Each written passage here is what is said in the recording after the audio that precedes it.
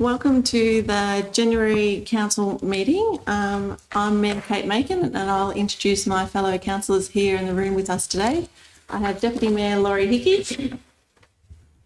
I have Ruth Castrain, Councillor Joe Beard, Councillor Jamie Vogels, Councillor Geraldine Canady and Councillor Nick Cole. Also in the room, we have some staff members joining us today. I have Jared Woff, Acting Director, Works and Services, Aaron Moyne, Acting Director, Sustainability Development, Michelle Stevenson, Manager of Human Resources and Risk. Sorry, Michelle. I have David Harrington, Director of Corporate and Community Services, and I have Jackie Thomas, Manager of Finance, and lastly but not least, our CEO, Mr. David Ray. So I'll move on to the prayer. We ask for guidance and blessing on this council. May the true needs and well-being of our communities be our concern. Help us who serve as leaders to remember that all our decisions are made in the best interest of the people, culture and the environment of the Corangamite Shire. Amen. Acknowledgement to country.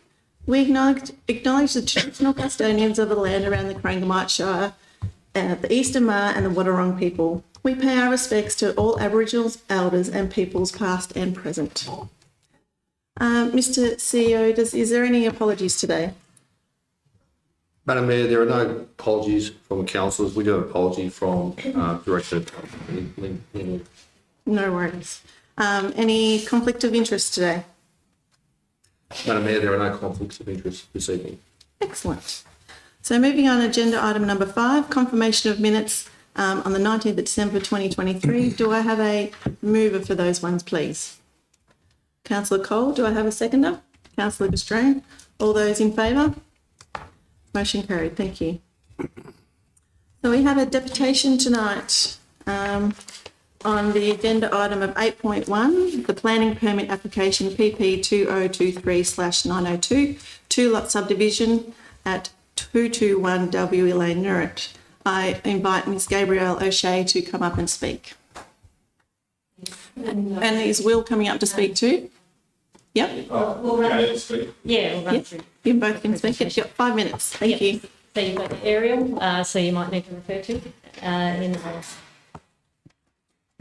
as I go through it. So we're just going over some extra information that may not be clear in the planning report that you've got. So the Glennons, they've run a highly successful dairy farm at Belview Lane since the early 1900s, regularly ranked #1 in Australia with the Jersey herd. 221 W was the original Glennon farm, with the purchase of adjoining titles over time, 101, 181 and 292. There are 4 dwellings on the farm. The principal residence since 1941 and the dairy infrastructure is all located on 101 W Lane. Then the second dwelling on 101 W is occupied by a family working on the farm. The dwelling on 181 W is maintained for use by employed farm staff if required. And the dwelling on 221 W is the original Glennon home. It's not been used by a family working on the farm since 1941. It's never been used by employees. This dwelling was restored in the 90s and is occupied by various family members and friends since then. So in context, there's 15 dwellings on W Lane. The subdivision proposal is the best option for maintaining the size of the Glennon farm and agricultural productivity, and I'll give you some details there. Yeah. Okay, yeah. Oh, sorry. And it formalises the long-standing use of the dwelling, and it didn't draw any objections from any of the 14 neighbours, and it won't lead to a change in the environments. So why this application now? So the planning report states that the 2-lot subdivision to excise the dwelling will enable sale of the dwelling, but the opposite's the intention. As the original house and having been lovingly restored, the subject dwelling is a sentimental home of the Glennon family, though the most basic of the 4. The applicant and 2 siblings established the C.J.B. Glennon Charitable Foundation in 2016. Returns from investments held by the foundation are distributed each year to local organisations such as Trang and Mortlake Health Service when operating there, Trang Cemetery Trust, local schools, St Vincent de Paul, there's other examples. So it's been established as an ongoing entity administered by Findex and the with broader Glennon family members as directors, such as Will and I. And the foundation's given out about $250,000 so far. So creation of the new lot with the dwelling will enable the Glennon family and the foundation to retain its local base at the time when the broader Glenning farming enterprise changes hands. The proposed two-lot subdivision is the best option for council to maintain the current size and productivity of the Glennon farm.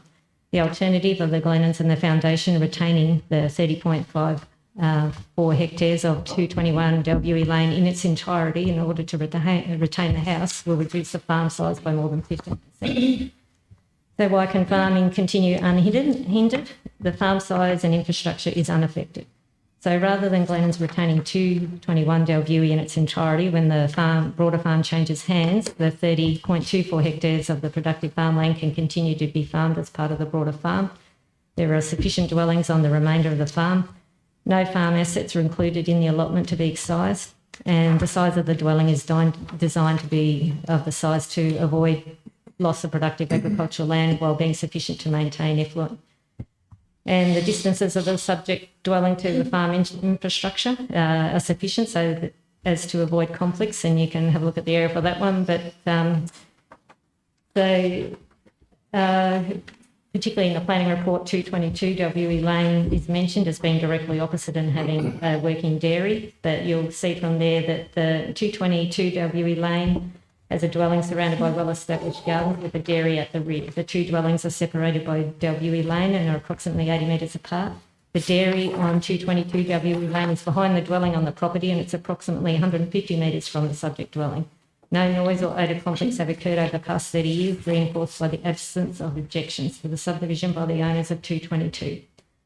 So historically, Dalbury Lane has been a mix of dwellings, farms and smaller lots.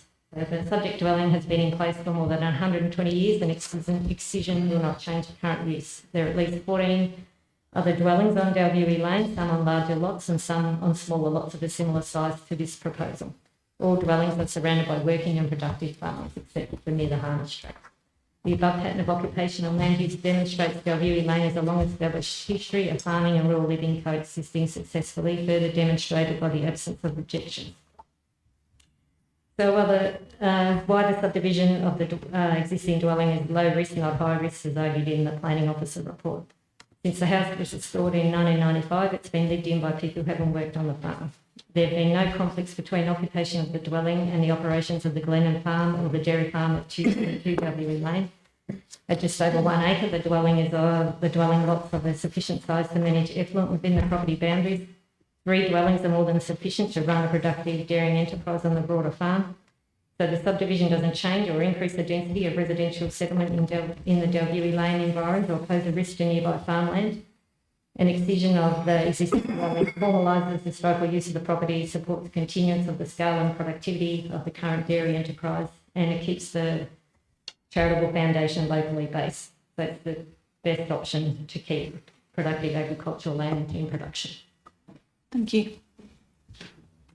Thanks, Mr. Gabriel. Just from a buyer's perspective on the house, it's house number 4 on the lot. It is by far the nicest house in our opinion, but it's an old cottage. As someone who owns an older cottage in Camden, it's my wife runs business here in Redline Health. There's a lot of money and upkeep that's required to keep that going, and the commitment is to keep it going as it is and keep it in good nick. If it goes in with a complete farm or it has to come off 100 acres, being house number 4, it will easily go into disrepair. It's not something that you'd spend money on as a farmer. It's number 4, but in our perspective, it's the number 1 house just for a lot of reasons. And it's been used in the past as if someone's house has been burnt down, people have gone in there and stayed and different things. It's been used in a charitable way, and the idea is to sort of keep that and not be lost. So that's all. Thank you. Thanks, Mr. Maloney. Thank you for that. Okay, ladies and gents, we'll move on. So item number 7.2 is the Audit Committee, Risk Committee Independent Member Reappointment. Mr. Harrington. Thank you, Madam Mayor, and through you. This report recommends the reappointment of Miss Lisa Young to the Audit and Risk Committee as an independent member. Miss Young has completed her first 3-year term on the committee, and the Audit and Risk Committee Charter allows for members to serve up to 3 consecutive terms.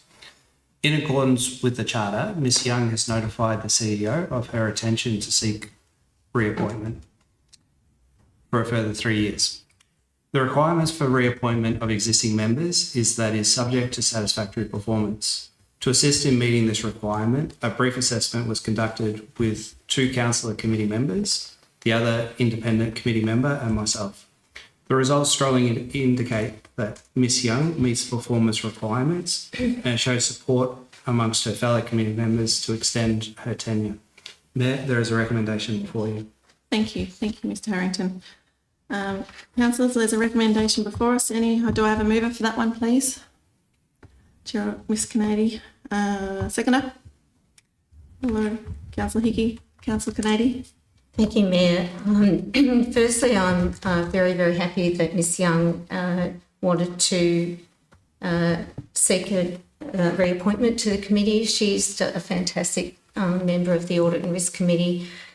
She has a background in risk management and governance, and she's a really strong contributor, and her knowledge comes through so often, just even with small tweaks, things, tiny detail, she's really onto everything. So she's a perfect fit with the Audit and Risk Committee, and I'm very happy to support the recommendation here. Thank you, Councillor Kennedy. Councillor Hickey. Yeah, thank you, Mayor. Lisa Young's a very valuable member of the Risk and Audit Committee. I met her in my first couple of years when I was there, when she joined 3 years ago, I see. Her professional skills and her knowledge of risk management is exemplary. So I'm very happy to support this motion.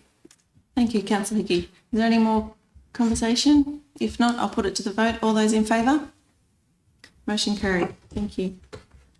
We move on to 8.1, Planning Permit Application PP 2023/092, 2-lot subdivision of 221 W Lane, Nurrit. Sorry, Mr Moyne. Sorry. Thank you, Madam Mayor, and through you I present Council with this report for Planning Permit Application PP 2023/092. The application seeks approval for a 2-lot subdivision excision of dwelling, which will excise the existing dwelling from the balanced farmland. The subject land has an area of approximately 30.5 hectares and forms part of a larger working dairy farm. The land contains a single dwelling, associated outbuildings and agricultural sheds.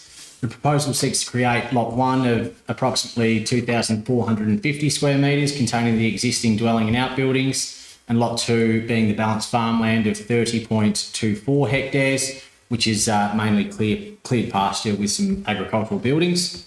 A public notice of the application has been given and no objections have been received.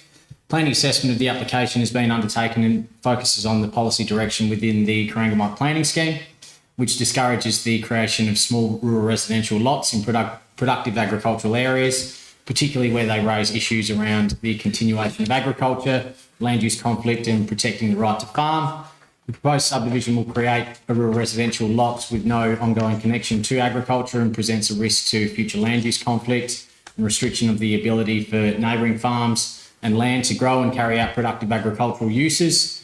The risk of land use conflict and incompatibility outweighs the benefits of the subdivision and does not present an acceptable outcome in response to the strategic and policy direction of the Corangamite planning scheme. The recommendations provided before you.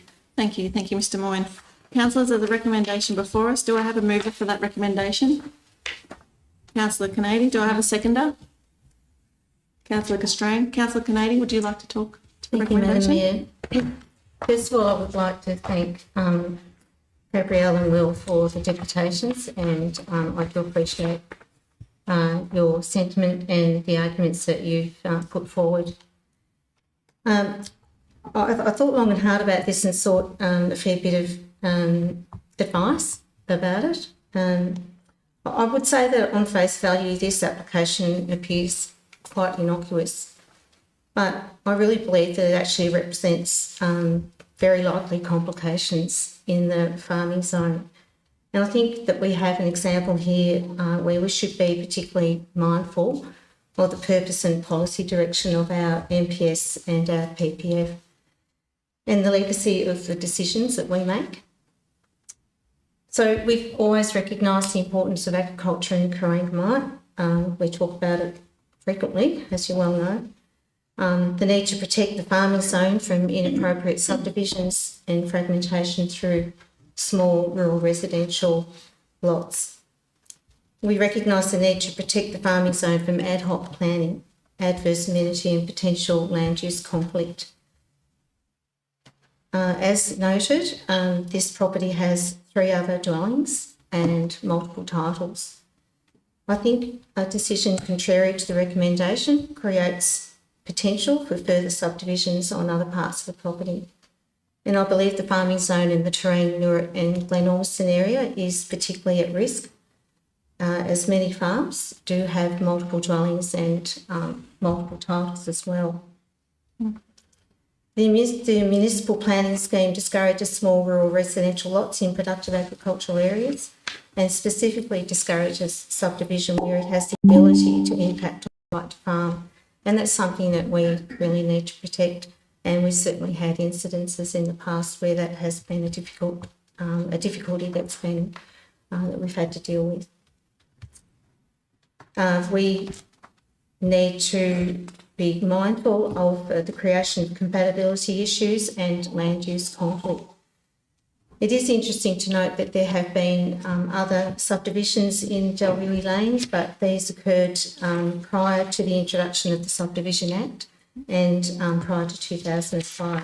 So I might stand to be corrected, but I think that suggests that the risks of ad hoc planning in the farming zone have long been identified. As said in the deputations, the applicant is seeking subdivision to retain a local base for the Glennon family. But I really believe that there is no other merit to justify the application, and there is no benefit here in terms of planning. And I believe that the risks in the farming zone are increased by this application. I really think that we need to be thinking and considering the broader and long-term benefit of this decision that's before us, councillors, and I do support the recommendation that is before us. Thank you, Councillor Canady. Councillor Gastran, do you have something to add? Thank you, Madam Mayor, and thank you, Councillor Canady. I've got lots of crosses through all my notes, so you and I were very much on the same waveline, and unfortunately I can't support the application going forward, mainly for the reasons that you've outlined and the impact that a small dwelling could have, a small holding in a very highly valued productive land, a small lot just over an acre which has no direct link to any agricultural use or any buffers, and in close proximity to an operational dairy, access way to the property across the road, smell, noise, traffic, and impact to farming operations. And it's farming operations not only on lot 2, but also on the ability of neighbouring farms to further develop. I agree there are other subdivisions, 14 I think we counted, in Dalwiri Lane, but I agree with you, Councillor Canady, that I just think that a very small lot in this location is the wrong decision to make at the time. Looking forward, I think we have to protect right to farm at all costs. I know as a council we have approved small lot excisions in the past, but each one has to be taken on its merits, and that's what's happened in this case. So unfortunately, I can't support the application, but I do support the motion. Thank you. Thank you, Councillor Gastran. Any other comments? Councillor Vogel? Thank you, through you, Madam Mayor. I won't be supporting the officer's recommendation. I think there's 14 lots and no submissions against it, which that'd be the number one thing I'd be looking at, would be if there's a lot of subdivisions there already and the people don't want more or whatever. I think that 30 hectares that would be attached back to the dairy farm, which would actually improve the value of the land for agriculture rather than be on a small lot of 30 hectares, which is 60 acres, which is sort of small, whether you be leased out or something. So I don't really have as big an issue without having any submissions against it. So I think it's proven that there is other subdivisions around there and none of them are upset. So it's probably not ideal, but I can't see a massive issue. Thank you, Councillor Vogels. Any other comments? If no more commentary on this, we'll put it to a vote. All those in favour? All those against? Motion carried. Thank you. We'll move on to 9.1, which is the December finance report. Ms Thomas. Thank you, and through you, Madam Mayor. The report before you is the quarterly financial report for December 2023. The current financial result compared to budget for the December quarter was a surplus of $1.67 million ahead of expected year-to-date budget. This report also proposes that Council approve an additional $895,000 variation to our forecast budget, largely due to bringing forward $1.3 million of expenditure for the Unlocking Housing Supply in Timboon into the current year to allow the project to keep progressing. Given the significant capital expenditure that is currently budgeted for June 2024, a review of the forecast budget focusing on completion and timelines will be undertaken within the next quarter. Madam Mayor, the recommendations are before you. Thank you, Ms Thomas.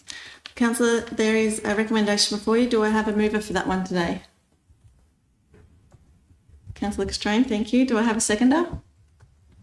Councillor Canady, thank you. Councillor Castrane. Thank you, Madam Mayor, through you. And it's actually a question for Ms Thomas, please. Under the performance summary, there's a line item of extraordinary events. I'm just wondering what extraordinary events that we've had in the last 6 months that might generate those funds. Yes, so that relates to the Skipton flood event of 2022, and we're still doing works. A lot of that expenditure will be related to fixing the rail trail in Skipton. Okay, that's good, thank you. I'm happy to move the recommendation. I think that, as outlined in the report, the things are tracking along fairly well. I support the adjustment of bringing the $1.3 million for the Unlocking Timboon project forward. It's a really good report and gives us a snapshot of where we're up to, particularly with our capital and recurrent expenditure. So thank you, Ms Thomas, and your department. Thank you, Councillor Castrane. Councillor Canady, did you have anything to add? Thank you, Madam Mayor. Not too much more to add, only that it is pleasing to see that we're still tracking favourably to the budget to 31st of December. And I notice our operating projects and recurrent operations are both running favourable to the budget as well, and our investment returns are better than expected. So that's very pleasing, and obviously that those investments have been well made. I noticed that there's been quite a few variations, but I did ask some questions about those variations, and particularly in relation to the parts and roads. Really, they're just timing variations. There are opportunities to get crews out in the good weather and get that work done. So look, I think it's a pleasing report, and thank you very much, Ms Thomas. Thank you, Councillor Canady. Sorry. Is there any other conversation on this topic today? No. If not, I'll put it to a vote. All those in favour? Motion carried. Thank you. Moving on to 9.2, Risk Management Policy Review. Ms Stevenson. Well, thank you, and through you, Madam Mayor. This report is to present Council with a reviewed risk management policy and to request its adoption. A full review of the risk management framework has been undertaken, including a review of the current policy. The risk management policy is one element of the risk management framework and has been developed to inform the framework by establishing the objectives and accountabilities for the management of risk at Council. The policy and framework were both endorsed by the Audit and Risk Committee in December. There was one minor change to the policy as a result of that, and the key changes to the policy include the alignment of the definition of risk to the new definition contained in the ISO 31000:2018 Risk Management Guidelines, the inclusion of the reviewed corporate risk appetite in Appendix 1. So the risk appetite is the amount of risk Council is prepared to accept against the risk categories like regulatory, environment, so on. And reference to the former Local Government Act was replaced with the appropriate division and section of the Local Government Act 2020, and there were some minor formatting changes, and the recommendation is before you. Thank you, Ms Stevenson. Councillors, there's a recommendation before you. Do I have a mover for that one, please? Councillor Higgy, do I have a seconder?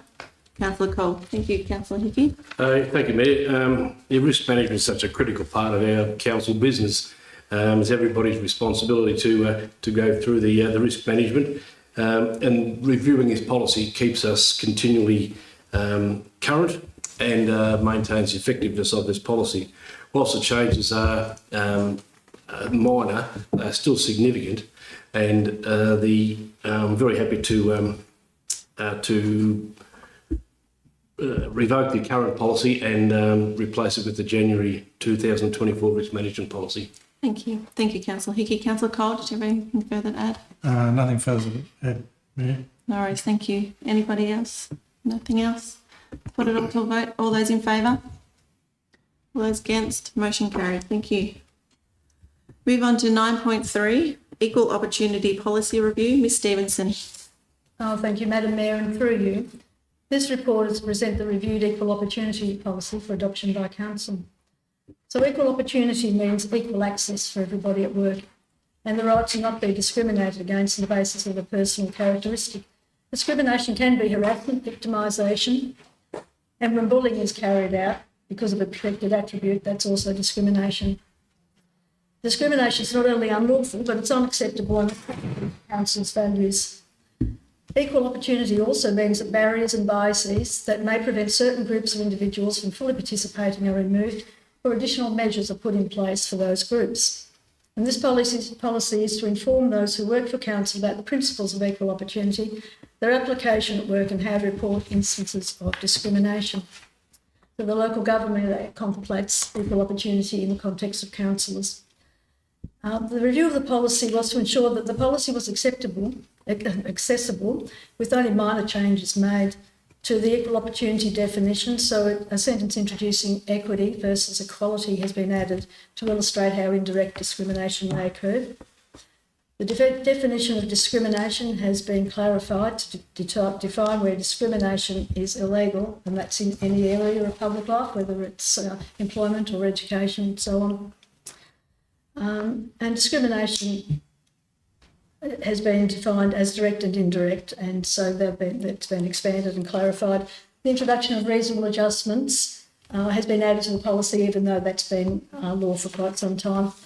Sexual harassment and workplace bullying were included in the previous two iterations ago of this policy, but after recommendations from VARGO and the IBAC, they've been removed and put into their separate standalone policies because they're critically important as well.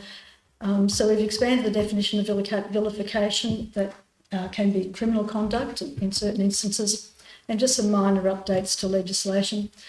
Also, councillors and staff have a responsibility to make sure that we're not vicariously liable for any legislative breaches due to their behaviour, so that sentence has been added as well. So the recommendation is the previous policy be revoked and this one adopted. Thank you, Ms Stevenson. Councillor, there's a recommendation before you. Do I have a mover for that one today? Councillor Canady, seconder. Councillor Castrain. Thank you. Councillor Canady. Thank you, Mayor. Yes, I think that we can all appreciate that everybody wants to enjoy equal opportunity, particularly in the workforce. So this policy, clearly there's a lot of detail and definitions in there, so it does provide good guidance and clarification in relation to equal opportunity in the workplace, and certainly is promoting a culture that is inclusive and respectful, and I think that we all want to enjoy that. Thank you, Madam Mayor. Thank you, Councillor Canady. Councillor Castrain. Thank you, Madam Mayor. Just agree with Councillor Canady. I think this is a very important policy. People should always feel safe at work, and I know that everybody is being treated fairly and equally, and I think what this policy does, it sets out quite clearly what is accepted and non-accepted behaviours. Yep. Thank you. Thank you. Thank you, Councillor Castrain. Is there any more discussion on the topic? If not, I'll put it all to a vote. All those in favour? Motion carried. Thank you. 9.4 is the bullying and harassment prevention policy review. Ms Stevenson, you're on a roll. Thank you, Madam Mayor, and through you.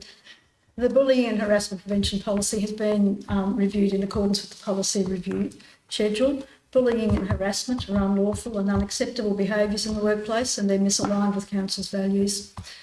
Further to that, with recent legislation introduction, Council has a positive duty to eliminate these behaviours in the workplace, and we can be held vicariously liable if they do occur.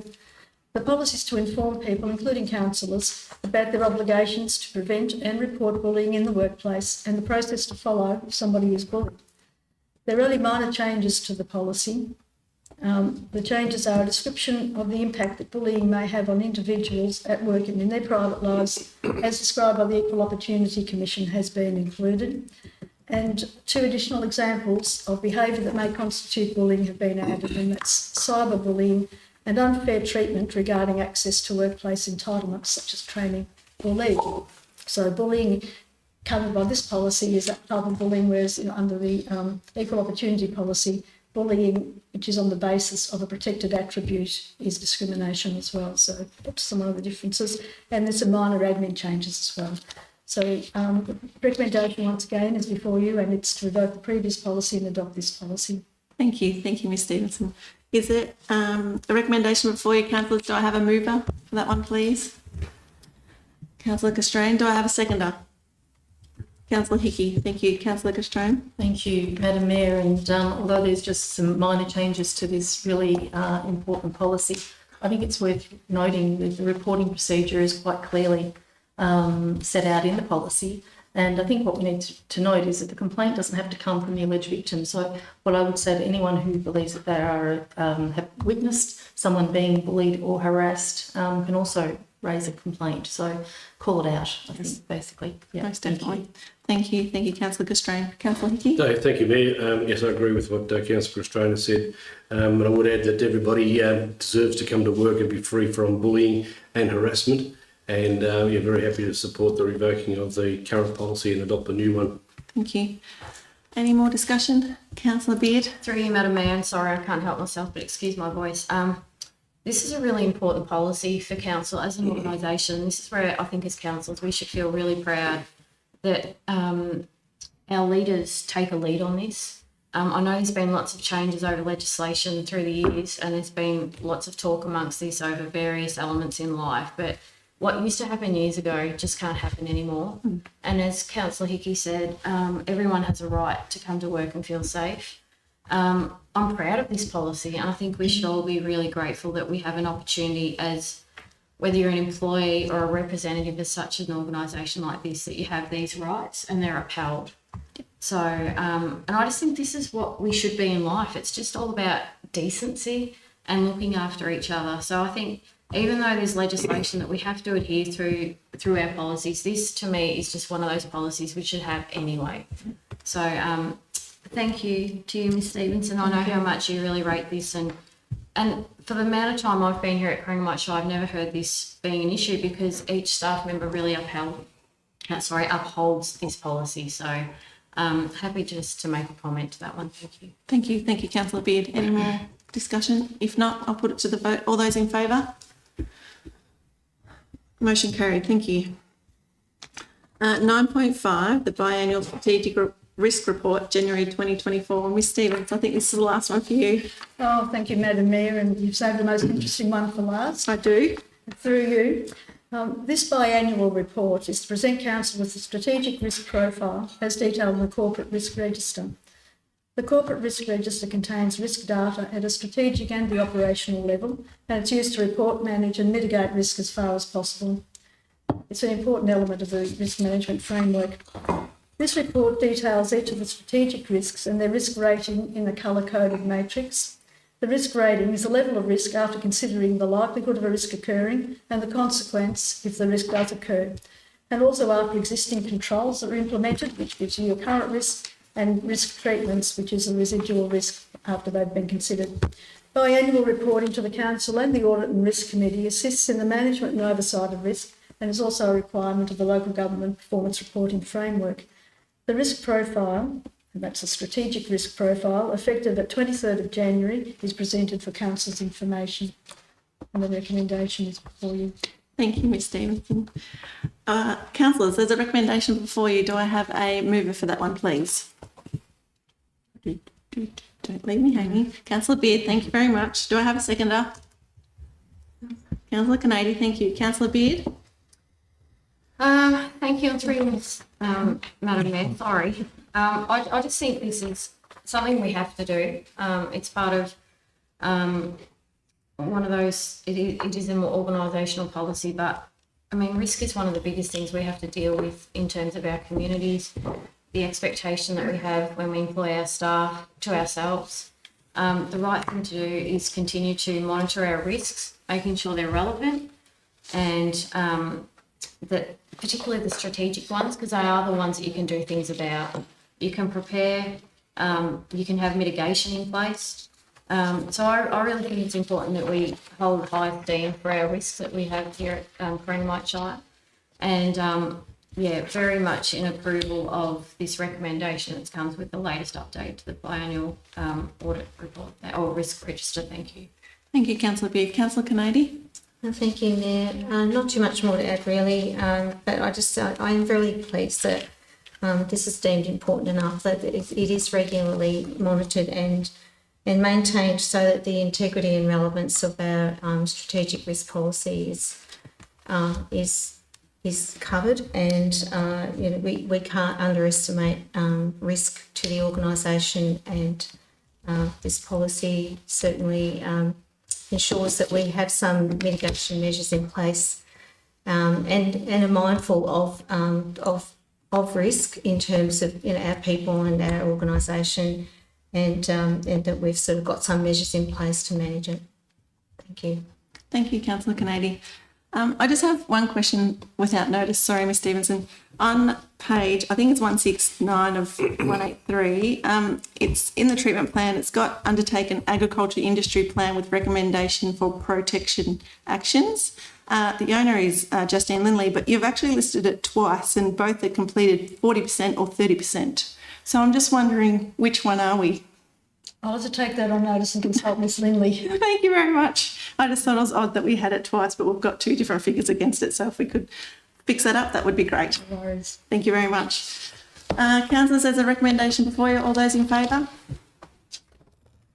Motion carried. Thank you. So I'm up to item 9.6, proposed road deviation of 5 Curtis Road, Timboon. Mr Watt. Thank you, and through you, Madam Mayor, this report is to seek council approval to proceed with the proposed road deviation of an existing government road located on the property of 5 Curtis Road in Timboon to enable the Unlocking Housing Timboon Stage 1 subdivision to progress. The existing title for the property has an unmade government road across it, which is not required for public use. For the residential subdivision of the property to proceed, the government road is required to be deviated such that it aligns with the road reserve planned for the approved multi-lot subdivision. Eager consent for the road deviation plan has been obtained, and following notice of the plan, no submissions have been received. Councillors, the recommendation is before you. Thank you. Thank you, Mr Watt. Councillors, there's a recommendation before you. Do I have a mover for that one, please? Councillor Vogels, do I have a seconder? Councillor Hickey, thank you. Councillor Vogels? Thank you, through you, Madam Mayor.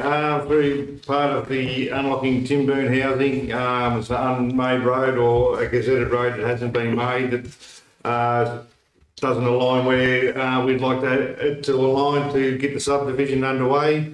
So this is simply just a realignment of the gazetted road on 5 Curtis Road. So I'm happy to support the officer's recommendation. Thank you, Councillor Vogels. Councillor Hickey? Thank you, Mayor. I'm happy to support this too, as it makes good sense.